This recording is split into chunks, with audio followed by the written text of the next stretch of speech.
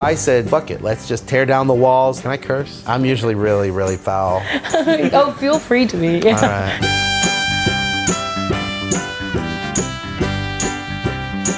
Hi, welcome to Sesame Street. Boy, Elmo's here to show you the new gentrified Sesame Street. That's a big word. For its 46th anniversary, Sesame Street underwent a controversial makeover of its set. The biggest update to the show's beloved neighborhood since the first episode in 1969. This is David Gallo, the man they asked to do it. They treat me really, really well at Sesame Street. They kind of let me do whatever I want. I shouldn't say that. David is a Tony Award-winning scenic designer. I'd also like to thank every teacher that I've ever had, all of them.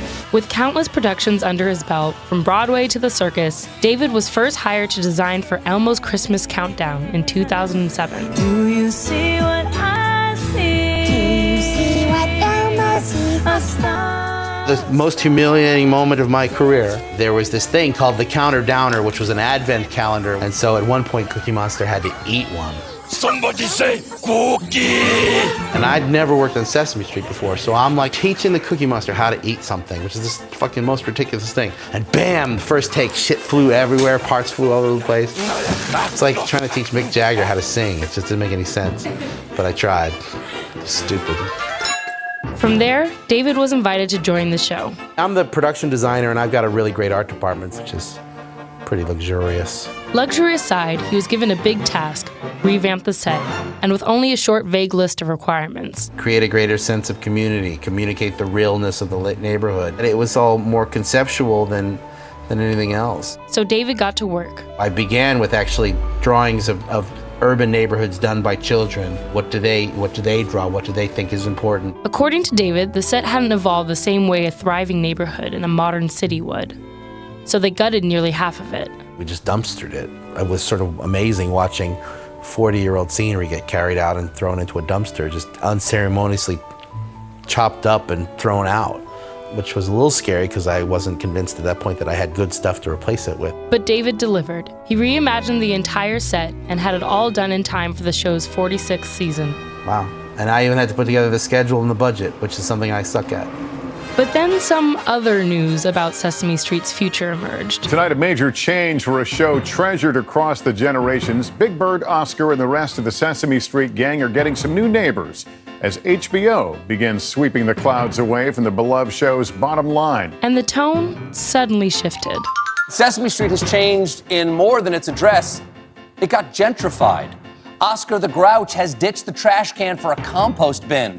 Big Bird has a big tree house, and there's even Wi-Fi. What's next? Cookie Monster's gluten-free?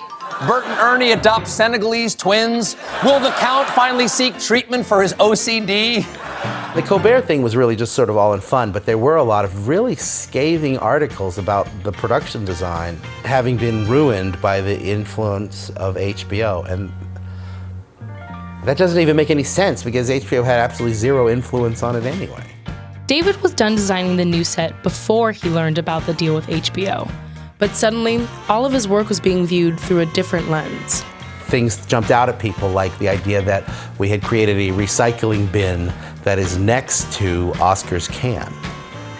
But it's easier for people to think, oh, we just moved Oscar out of his can and put him in a recycling bin. I don't know why they went there, but that's the leap that people made. I was reading articles from people saying the new episodes don't have the grit that it used to have. Hooper's store now looks like an old store in 1968.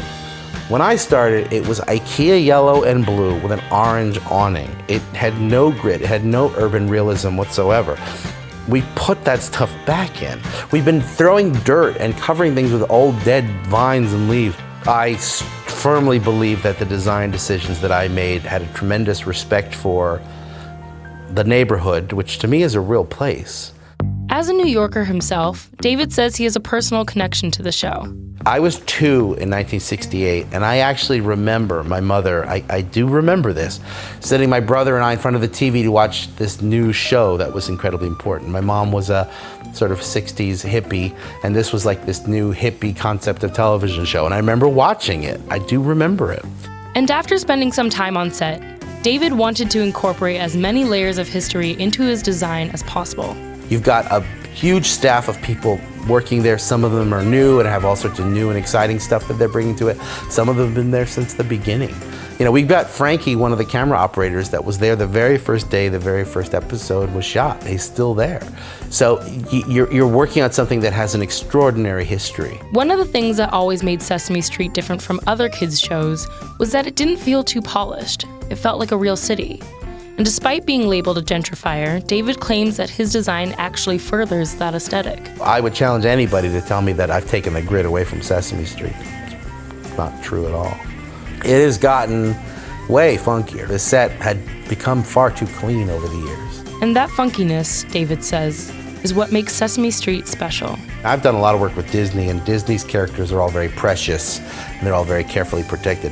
And Sesame Street, it's kind of anarchy. When we have private parties, the Muppets get nasty.